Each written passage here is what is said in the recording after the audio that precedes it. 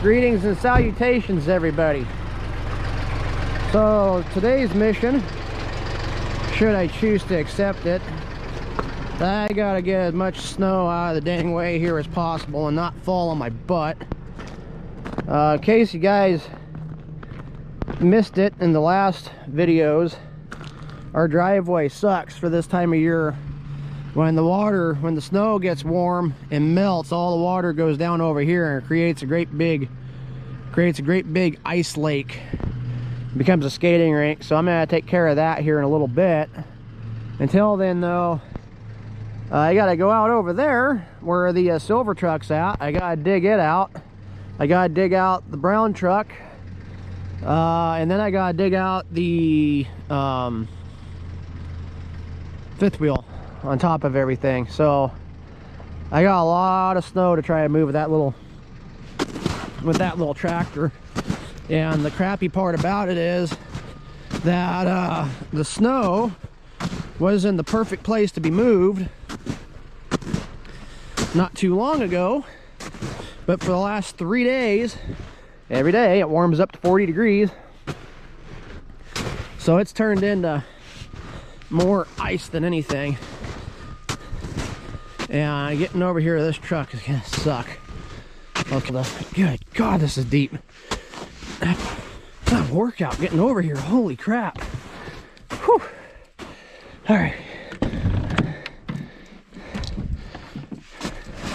Still arguing with the insurance company over this thing, but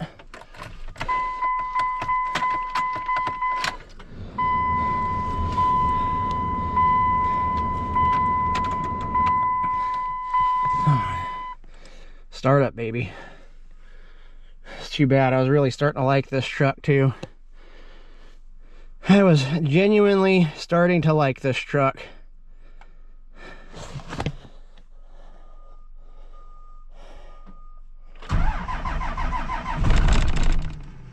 That's what it does. Let the grid heater go another cycle here. I think there's those solenoids on the fender. Oh, I'm thinking the force of the impact. It was already acting like it was having trouble starting, but I think the force of the impact probably made one of them solenoids go tango uniform prematurely.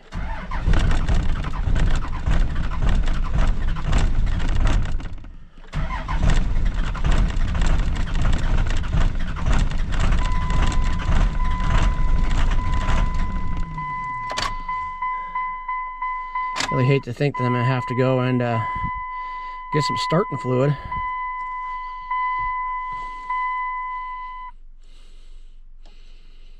Thing hates starting in the cold. I mean, it hates starting in the cold.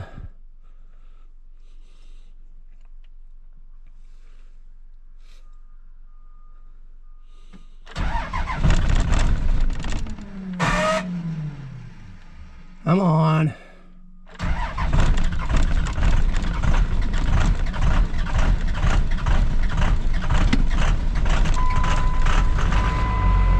There you go.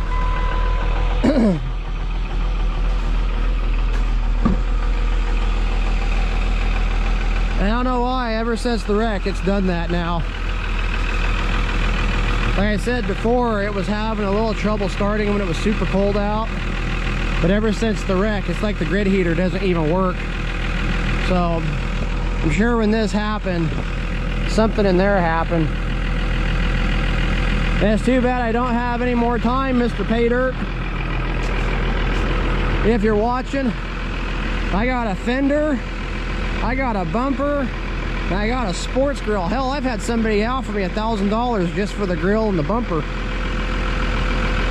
I just don't have time to take it all apart. If I had time to take it all apart, I'd take that fender off, the bumper and the grill, and send the goddamn thing off to J. Pay Dirt. Anyway, I'm gonna let that truck warm up. Let the tractor warm up a little bit more. Go sit on the porcelain throne, think about some stuff, and then come out here and see if I can't get that truck out.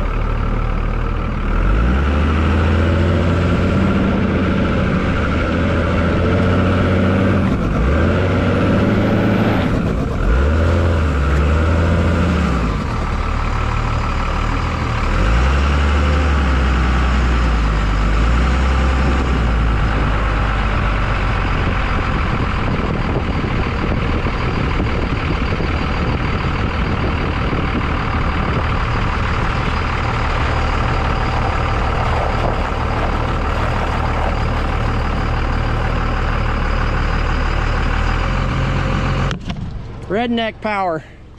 Never doubted it. All things can be solved with the right amount of momentum and foot to the floor accelerator action. Anyway, sun's starting to get low in the sky. Haven't really got as much done as I was hoping to get done, but that's okay. There's my gloves. Get over there and get to digging and see if I can't get, see how hard it's going to be to get some of this dug out. Plan B is I'd probably end up having to call somebody with a plow truck to come over and finish digging this out. Either that, or I might actually have to get in touch with the old New Tech boys and say, hey, can you guys bring the skip loader down here for a day? I really hate to think I'm gonna have to do that, but it might need to be done. See how hard it is to fight with the little Kubota here. Oh yeah. So I know there's been some people commenting what's going on with the railroad. Updates are coming, guys. Just gotta be patient. Just gotta be patient. I have actually a meeting with Bethan this coming weekend.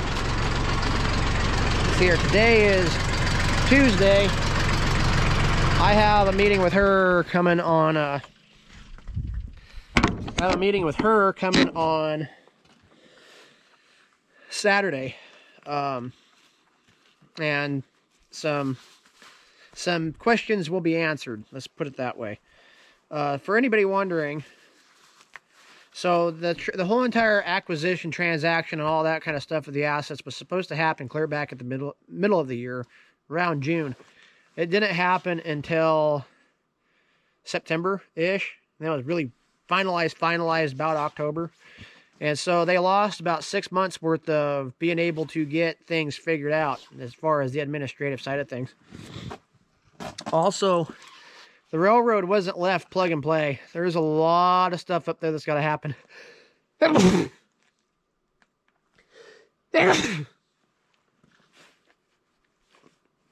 There's a lot of stuff up there that's got to happen. And that's, you know, Bethan and I talk quite regularly about it.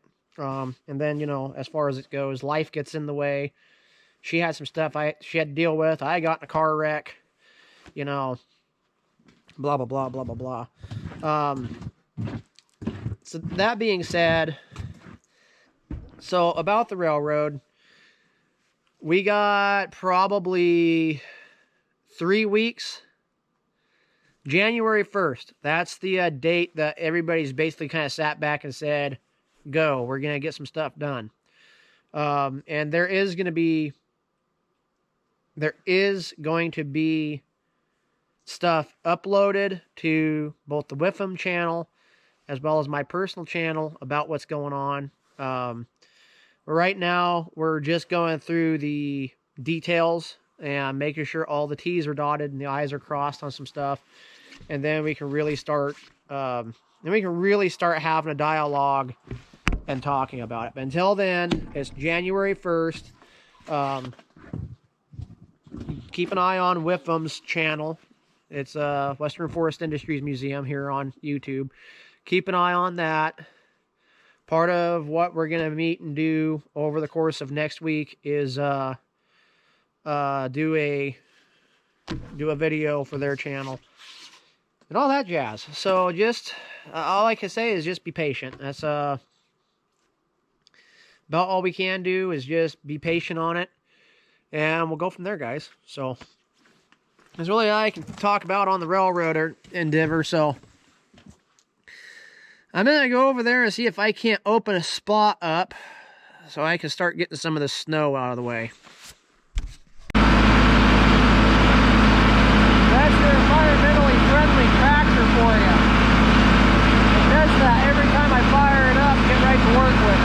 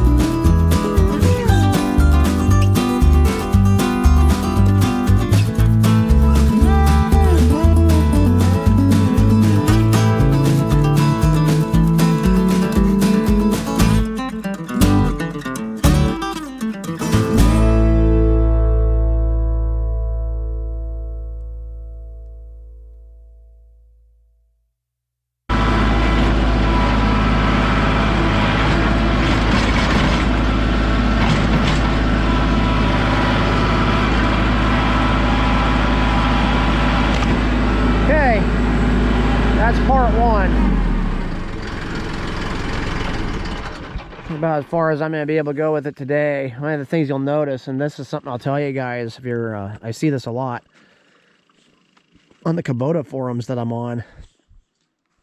When you're going after buying a tractor,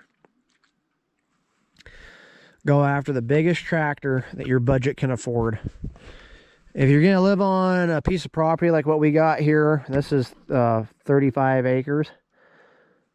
Don't get anything smaller than a 40 horsepower. I'm going to tell you, this right here is 33. It nets about 32, 30, something in that neck of the woods. And as you've noticed, it's almost too small for a lot of this stuff I'm doing. It takes way longer than it needs to get it done. So, just a little light duty for that. If I had it again, I'm actually looking at getting a 60 horsepower. I'm looking at getting a 60 horsepower and potentially having that one come with ag tires on it, not the R4s. If I had ag tires on this thing right now, I would be surfing and turfing through this pretty good. Because ag tires are your farm tire. They're like a paddle. They just dig in and go. This thing would be far and beyond better out here in these conditions with ag tires on it than with the R4s. So the next one I get is going to be 60 horsepower. And it's going to have R4 ag tires on it more than anything. So anyway, I'm going to take this thing over and park it for the day and get in the basement, get ourselves a fire going. And probably jump on the internet and do some tractor shopping. Just see what's out there, see what we got, and see what we can do. And go from there. I'll catch you guys tomorrow.